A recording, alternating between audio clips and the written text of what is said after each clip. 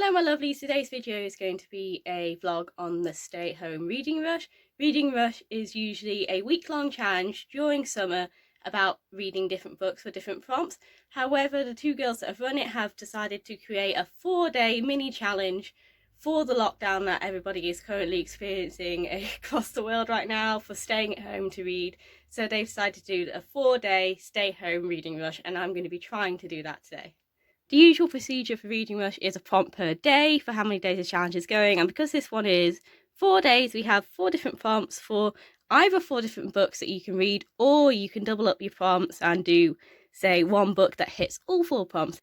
So the Stay Home Reading Rush prompts are: read a book with a house on the cover, read a book in the same room the whole time, read a book set somewhere you want to go, read a book that will make you smile. And they also do Instagram challenges each day, which you don't have to be involved in, but I'm going to try and give it a go. And the Instagram prompts are: photo of your favourite reading spot, photo of your favourite bookmark, photo of your bookshelves, and photo of a book outside. So it's a very casual version of their reading rush for the quarantine that everyone is experiencing. Now, I am very much in the middle of doing dissertation work at the minute. I've got a dissertation due in less than 5 weeks, but I'm feeling on track with it, so I'm going to take these 4 days as a bit of chill time, even though I will be trying to work on it. But because of that reason, I didn't want to push myself for this challenge. So I've picked out 2 books which I think will fit the prompts, and I only really want to aim to finish one, maybe start the other. So the first one is a book with a house on the cover, which is The Silent Companion by Laura Perkel. And I think I'm going to try and read this one in the same spot. I don't know whether I'll sit in the conservatory or whether I'll sit in bed to read it. And the other one, which fits the prompt of someplace you'd like to visit, and I've decided to do Anne Frank, Diary of a Young Girl. And I was struggling to find somewhere that I wanted to visit. I've read a lot of my books already that are set in Japan, because that would be the one big place I'd like to visit. And I did think about picking one of my fantasy books, but then I realised if you actually went to some of these fantasy worlds, I'd probably be killed because they're actually quite ruthless. So I decided that place to visit was more like somewhere on Earth, some actual real place. So I decided Anne Frank's Diary of a Young Girl because it's actually set in Amsterdam, because that's where she was hiding, and also because you can actually go visit Anne Frank's attic in Amsterdam as a museum. So I thought Amsterdam.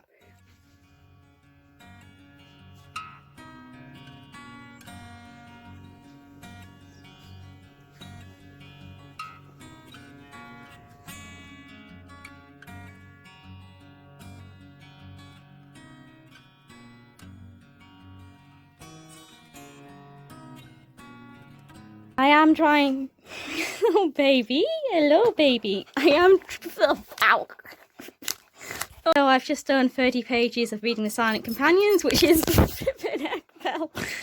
which is my book with a house on the cover, and I decided that I'm going to read it in the conservatory for the whole way through to hit the second prompt of reading it in the same room at the same time. And this is probably my favourite place to read while I'm at home, because it's just such a snug place to sit, whereas my bed, I can't quite have this little corner set up that I can here. And I usually have the Belsy dog or the Pippi dog sat with me when I'm sitting and reading in here, and it's lovely and warm in the conservatory at this point.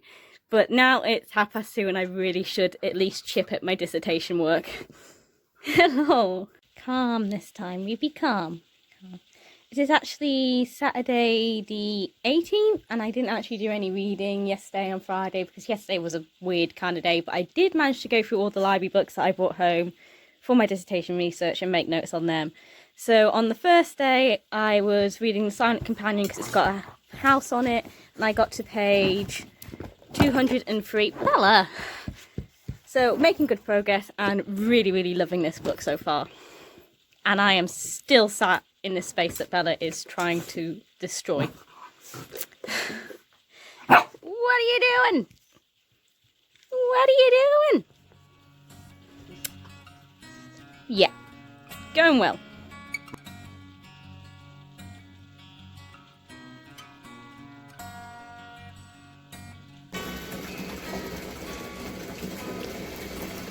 So I've got 70 pages left of the Silent Companion. However, I wanted the bath and I can't bring the Silent Companions up with me to read in the bath because I'm trying to hit the prompt of reading the whole book in the same room. So I'm going to start Anne Frank while I'm in the bath. There have been some weird coincidental links between the two books that I picked for this challenge. The Silent Companions were actually made in Amsterdam according to the book, and Anne Frank's attic is in Amsterdam. This is the diary of Anne Frank, and in the Silent Companions, part that is vital to the story is the diary of Anne Bainbridge. Weird. So I've just finished reading The Silent Companions, sat in this same corner the whole way through, and I absolutely love this book so much. The Silent Companions is about the newly married but also newly widowed Elsie, who moves to her husband's estate after his death in 1865, and weird things start happening. Very weird things revolving around these silent companions, which are like wooden cutouts. And the way I imagined them was like cardboard cutouts, but on proper wooden planks and very realistically painted.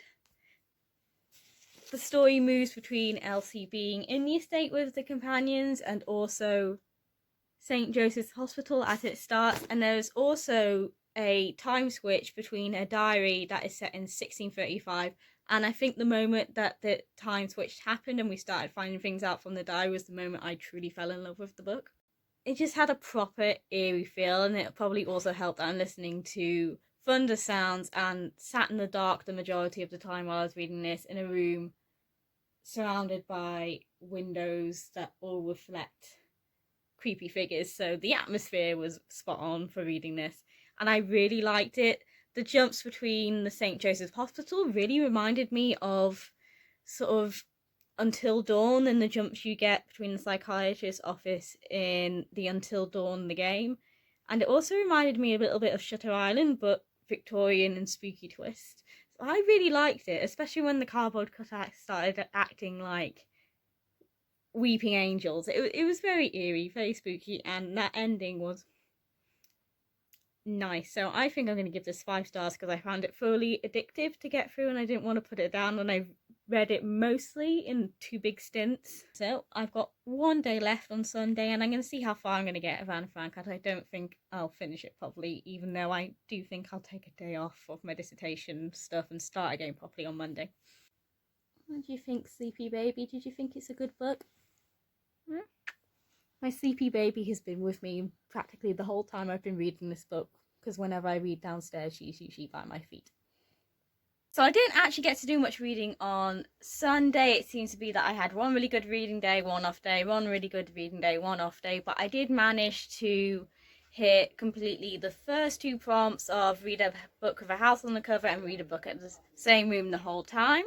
And I started the prompt of read a book in a place you'd like to visit in Amsterdam, and the prompt of reading a book that would make you smile. This so far has actually made me smile quite a bit because Anne is turning out to be a much more relatable person than I thought she'd be, considering that this is 1942 that I'm currently reading about, to the point where I'm a little bit spooked by how much I'm relating to this girl. So thank you for watching my reading vlog. Like, comment, subscribe, and I'll see you in the next video. Are you having your din-dins?